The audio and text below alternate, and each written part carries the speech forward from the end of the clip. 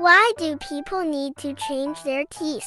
These are deciduous teeth and these are permanent teeth. After we are born, we first have deciduous teeth and then replace them with permanent teeth. One of the reasons why we change teeth is that the facial bones of infants and young children are relatively small. So are their mouths and gums. Their deciduous teeth and gums just match each other.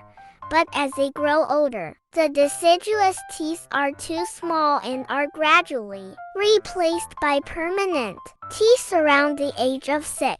By the age of about 12, all the deciduous teeth have been replaced by permanent teeth. In addition, permanent teeth are more wear-resistant and stronger than deciduous teeth, and can better meet the needs of chewing various foods when you grow up, such as hard nuts, etc. Well, it's delicious.